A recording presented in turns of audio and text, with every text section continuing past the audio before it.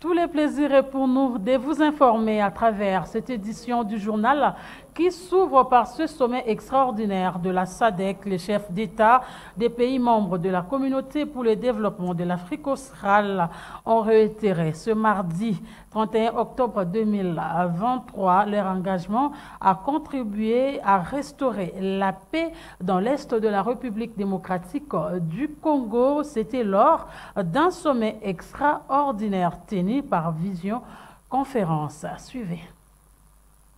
Au cœur de ces sommets extraordinaires de la communauté de développement de l'Afrique australe SADC, tenu par Vision Conférence, dont a pris part le chef de l'État Félix-Antoine Tshisekedi Tshilombo, figurait la discussion de la situation sécuritaire préoccupante dans l'Est de la RDC, ainsi que les avancées dans le déploiement de la mission de la SADC en RDC. Les chefs d'État des pays membres de la SADC ont unanimement réaffirmé leur engagement à contribuer au rétablissement de la paix dans l'Est de la République démocratique du Congo.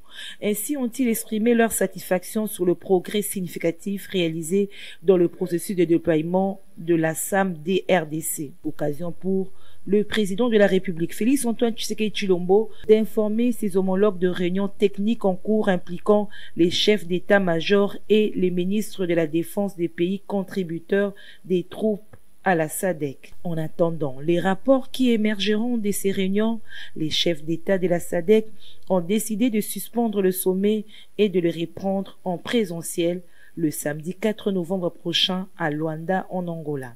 Il est de rappeler que la SADC avait approuvé précédemment les déploiements de ses troupes dans l'Est de la RDC lors de son 43e sommet ordinaire des chefs d'État et de gouvernement à Luanda, en Angola.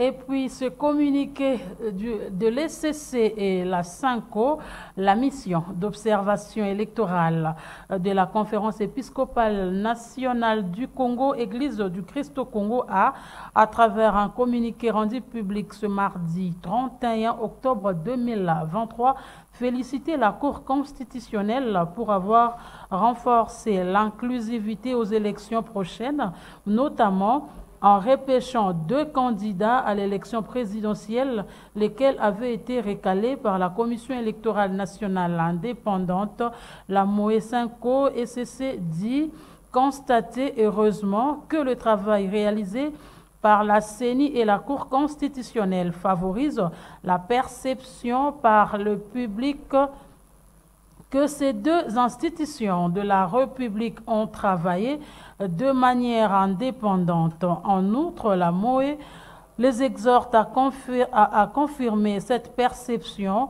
lorsque la Cour constitutionnelle et d'autres juridictions et la CENI appliqueront des dispositions pertinentes de la loi électorale concernant la publication des résultats des élections.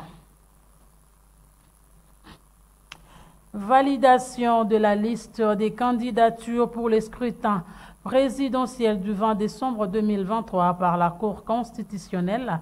En réaction, Maître Cédric Kabeya, analyste politique, se dit satisfait qu'il n'y ait pas eu une politique d'exclusion. Seule la population va opérer le choix aux urnes. Il est au micro de Dorcas Nzouzi. Dorénavant, il faut dire que c'est... Maître Cédric Kabeya exprime sa satisfaction de voir la Cour constitutionnelle valider la liste des candidats pour le scrutin présidentiel de décembre 2023. Bon, dorénavant, il faut dire que c'est un exercice normal de la démocratie. Comme on le dit, il y a un contentieux de candidature et cet exercice a été mis en pratique par les compatriotes congolais libres de pouvoir saisir la Cour. Et ça s'est quand même bien passé. Chacun a été libre de déposer au niveau de la Cour sa requête et la Cour a examiné.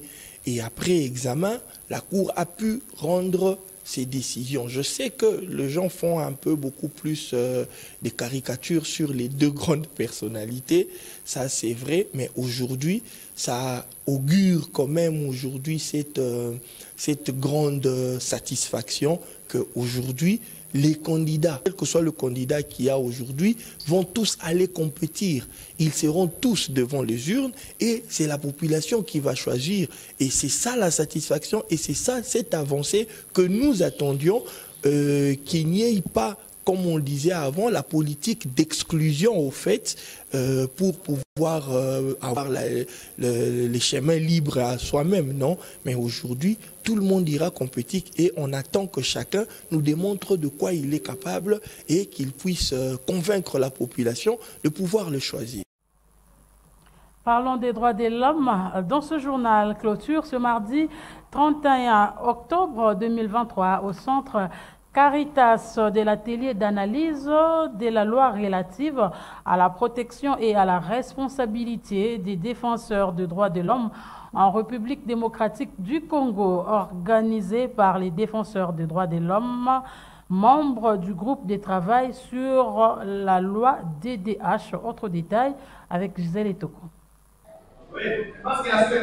2 jours durant, les experts de la société civile, défenseurs de droits de l'homme, membres du groupe de travail sur la loi DDH, ont analysé minutieusement, article par article, le contenu de la loi numéro 23/027 relative à la protection et la responsabilité du défenseur de droits de l'homme en République démocratique du Congo. Ainsi, tout en poursuivant le plaidoyer pour la révision de certains articles, ils se sont engagés à vulgariser la loi et à sensibiliser l'autorité judiciaire, politico-administrative et policière pour l'application efficiente de la loi en vue de garantir la protection effective du DDH. D'où réitèrent-ils leur remerciement à toutes les autorités du pays pour avoir doté la nation congolaise d'un cadre légal. Nous, défenseurs des droits de l'homme et membres du groupe de travail sur la loi DDH, réunis du 30 au 31 octobre 2023 à Kinshasa,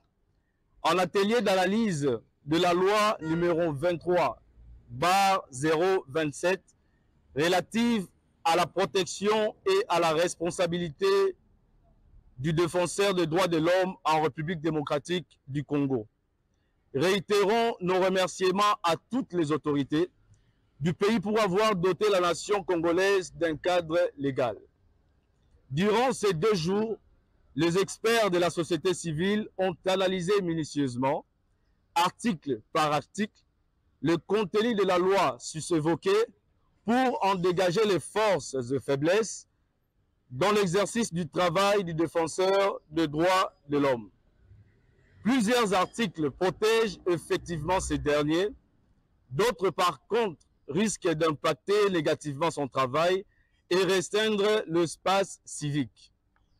Tout en poursuivant les plaidoyers pour la révision de certains articles, nous nous engageons à vulgariser la loi et à sensibiliser les autorités judiciaires, politico-administratives et policières pour l'application efficiente de la loi en vue de garantir la protection effective du DDH. Les défenseurs des droits de l'homme réitèrent leur remerciement au ministère des Droits humains et à la Commission nationale des droits de l'homme en recommandant un dialogue constructif avec les mécanismes importants pour les accompagner dans leurs différentes activités de mise en œuvre de la loi. Prenons les nouvelles des partis politiques et regroupements politiques. À présent, le président de la nouvelle génération du MLC, Rodolphe Mafuta, a échangé dimanche avec les membres de la coordination de cette structure d'appui au parti cher à Jean-Pierre Bemba à Gombo, les membres du comité des quartiers, aussi les ambassadeurs de la nouvelle génération du mouvement de libération du Congo. Au centre de leurs échanges, le message a véhiculé lors de la campagne électorale qui pointe à l'horizon. C'est un reportage de Gisèle Etoko. Écoutons.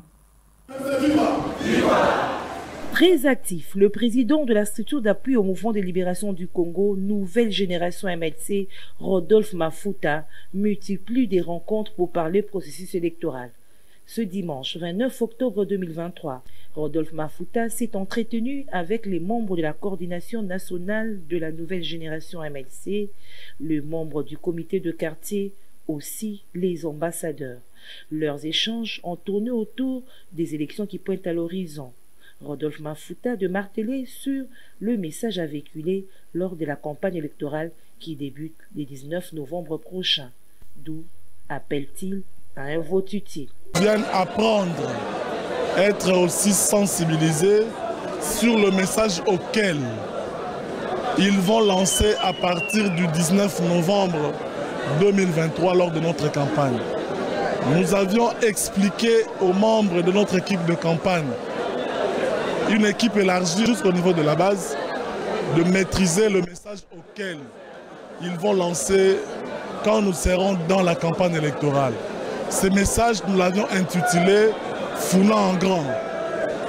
Un projet politique où il y a 3 axes clés pour reconstruire le district de la Founa.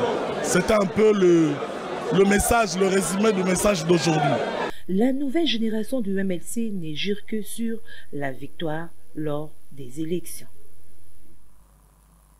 Et puis dans la commune de Kinseso, quartier Bikanga, le président du Grand Équateur en marche, Didier Ekabela Litengue, a été reçu dimanche par les habitants de ce quartier communément appelé Banasoyo à travers Bison Club Dragon Rouge de Maître Maweya au centre de leurs échanges, les problèmes qui rongent ces coins de la capitale. Autre détail avec Lola Kinyam. C'est avec enthousiasme que les habitants du quartier Bikangi, dans la commune de Kisanso, communément appelé Banasoyo, ont accueilli le président du Grand Équateur en marche, Didier Ekabela Litengue. À travers Bison Club Dragon Rouge de Maître Moweyi, les Banasoyo ont échangé avec celui qu'on appelle affectueusement Ngando Nalibo Naye sur les différents problèmes liés à leur environnement, avec notamment l'insalubrité qui bat son plein. Ensemble avec Didier Ekabela Litengue, ils sont descendus jusqu'à la rivière Ndjili pour palper du doigt le calvaire que vit cette population pendant la saison de pluie suite aux inondations dues au débordement de eaux. En réaction, Didier Ekabela Litengue, en sa qualité de sauveteur et expert en prévention à la noyade, leur a promis une étude pour prévenir les accidents liés aux noyades et limiter les dégâts. Un entretien avec la notabilité du coin a clôturé la soirée et que Didier Ekabela Litengue, président du Grand Équateur en marche, a eu droit à une exhibition de combat de judo sur place.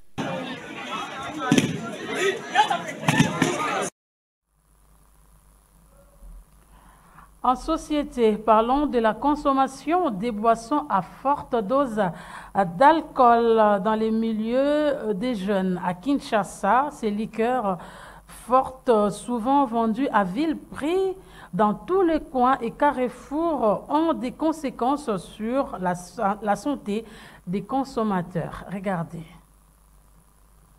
Ces boissons, communément appelées zododo, boaka, aguené, lotoko, sont parfois de fabrication issue de mélanges qui ne respectent aucune norme des dosages d'alcool. Ces liqueurs fortes ne sont ni contrôlées, ni certifiées ou propres pour la consommation par le service compétent.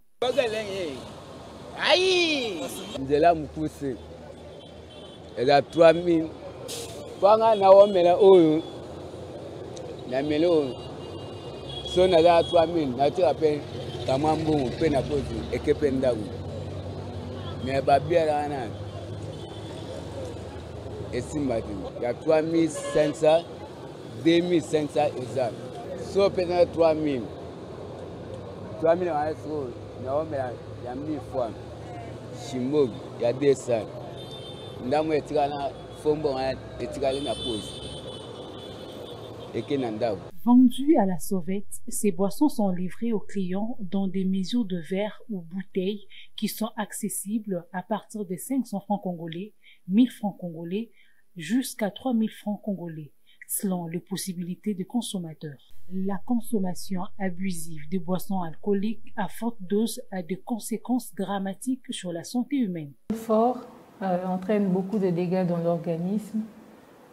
Ça crée beaucoup de problèmes dans le cerveau, ça diminue la vigilance, ça peut aller à une simple diminution de la vigilance, à un coma éthylique, ça perturbe l'équilibre et la coordination de mouvements. Au niveau du tube digestif, ça crée des problèmes, ça peut donner des nausées, des brûlures d'estomac, beaucoup de problèmes.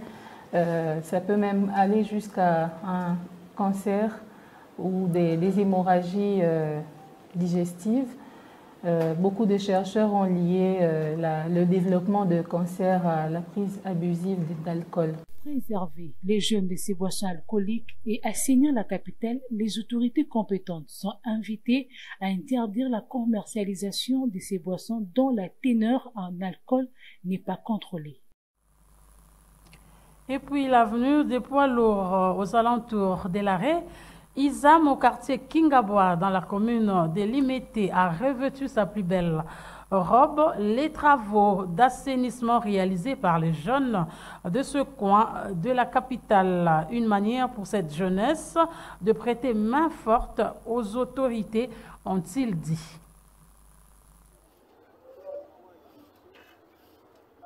Souci de rendre plus salubre la commune de Limete, le jeune de Kingabois, l'un des quartiers de cette municipalité, membre de l'ASBEL Tosuko Lamboka, ont procédé le week-end dernier aux travaux d'assainissement le long de l'avenue Poids-Lourd aux alentours de l'arrêt Isam. Un moyen pour ces jeunes de prêter main forte aux autorités, disent-ils, mais ces derniers font face au manque criant d'outils de travail, d'où cet appel lancé aux autorités. Oyo eza déjà momesano salongo doana structure na biso mboka alobaki ete état de droit il faut participer tosunga mokonzi ya mboka na nyonso liboso nano kimbo mpe to eza likanisi ya mokonzi ya mboka le président eleva mpe aye kozwa likanisi ya tosukola mboka elongo na population nyonso na jeunesse nyonso ya RDC.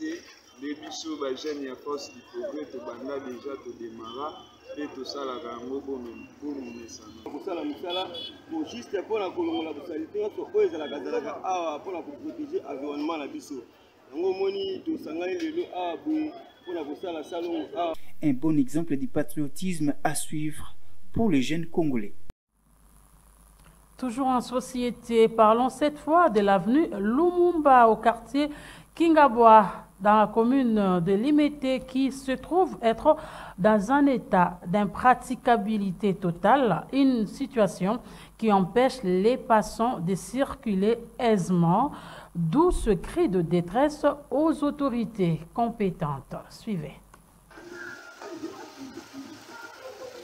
Situé au quartier Kingabois dans la commune de Limete, l'avenue Lumumba est dans un état de délabrement très avancé, empêchant ainsi les usagers de cette route de circuler aisément.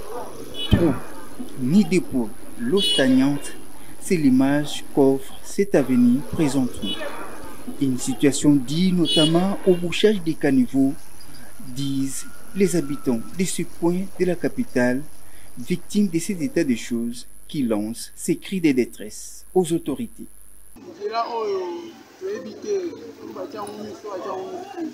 Banda oto bonga banjira do mona terrasse banda bani terrasse o do yeda inene ma mo terrasse eda je to ko mais awa pena do o to le kana mu ke o bonga poto bano le ala tanda me do mo ko je to mate ye koko bisi gouverneur je remettre mama mazaiba je remettre anje ya mo bali o mona ba ka ba maputa mais ba le ba te njela ba le ka eza mabe donc donc il est revenu dans le pour niveau dans la bien donc à chrétien mon dieu au rota ingela do bien ting à chrétien ingela est dans la vie bon va dara rota la rabo era m3 ba ai ga boy ga mabanga bo ingela c'est ake ino mo boji ga lo pani to pani te ga bongo donc tombu amaya tombu le beti tango ko mi a tombu le beti na yo mo makolo ko ma o tu la kuna ate ku so la ne ba victime na nzela oyo parce que nde tozoteka tokomi kaka mbula so kaka ebeti mai fe tono solution ezali te ntango bakosala bakrite ya misala ezalaka mpo ke biso tozala te misala oyo babandi kuna c'est bien basala yango mais oyo eza nzela monene ifo baya ata koentretenir yango ne puisque surtout mai oyo ezwaka moye elekaka atande ekomi boye soki mai oyo mbula ebeti mai ezoleka y a pas de problème. Seront-ils écoutés? Seul l'avenir nous le dira. Mais de tout ce qui précède, les autorités sont astreintes à soulager tant soit peu la souffrance de la population du quartier Kingabwa en rendant cet avenir praticable.